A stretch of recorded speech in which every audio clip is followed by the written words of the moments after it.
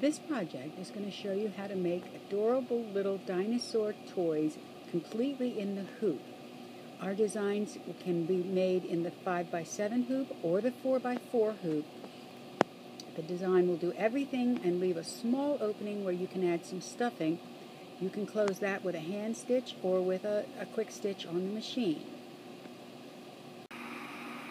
We used fleece to make these toys. On the front we used a plain color so the stitching would show up nicely. Then we used wacky prints and fun ideas on the back.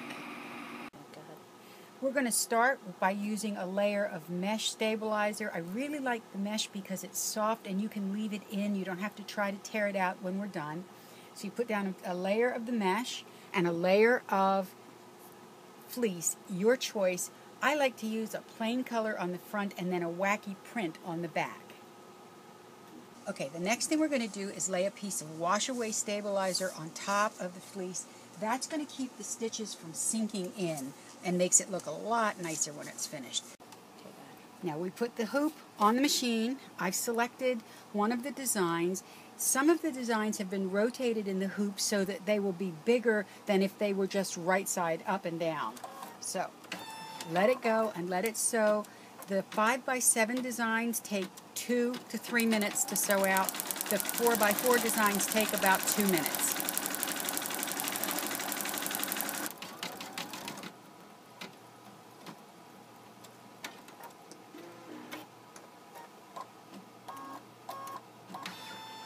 Okay, that's it for the front. Now there's a couple of ways to do the back. First, if your fleece has a right and a wrong side, and sometimes it does and sometimes it doesn't, you want to make sure that the right side is going to go down as we slide this under.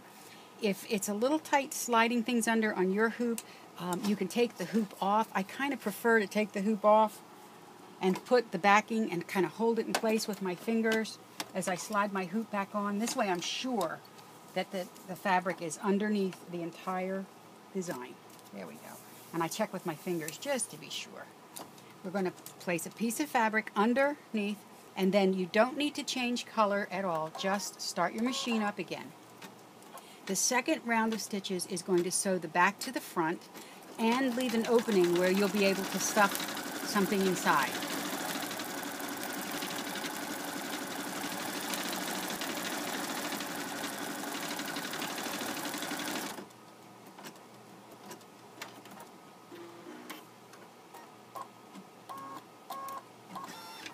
That's it. That's all the sewing that you need to do.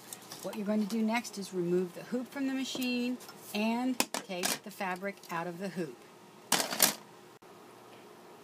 The last things you need to do are take off the excess wash away, that's on the front. Most of the time you can tear it away. I'll take off the inner pieces in a minute. The next thing you want to do is just trim around the outside, and I'm sort of going about 1 inch or so. It can be a little more, a little bit less. You can make just a sort of an oval shape if you want to, like this, as I'm going around. Set that aside. I'm not going to throw that out, and I'll show you why. Or you can trim a little bit more along the shape if you prefer. That's up to you. Now, once you get a shape the way you like it, I'm going to take that edge off there. What you want to do is take your scissors and just cut towards the edge. Do not go into your sewing line. If you do, you'll have to go to a sewing machine and mend that back up. Okay? We're just going to make fringe going around about every 1/2 inch or so, going all the way around. And I'm going through all the layers. Since I used mesh, I don't need to take it out. The mesh can just stay right in there. It's not going to come off. It's not going to tear. It just becomes part of the toy. And when you're all finished, there's a spot.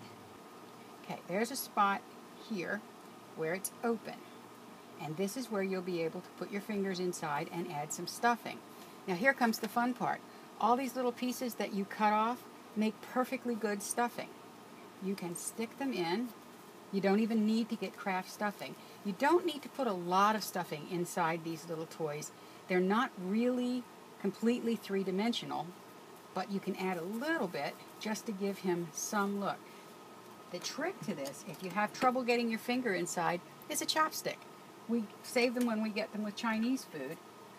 And we can actually take the chopstick and use that to get into the parts that are a little harder to reach, like through his neck and up into his little head.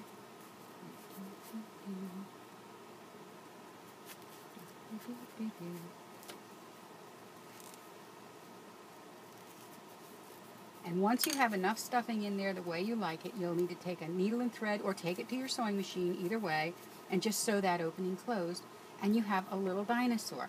I need to remove the rest of the wash away, and he's completely done. You can also stuff these with a crinkly sounding paper or even a jingle bell if you want something that makes noise. And if you have pets, stick a little catnip inside and your cat will become your best friend. If you're looking for a craft item, toys with catnip might be a real good seller for you.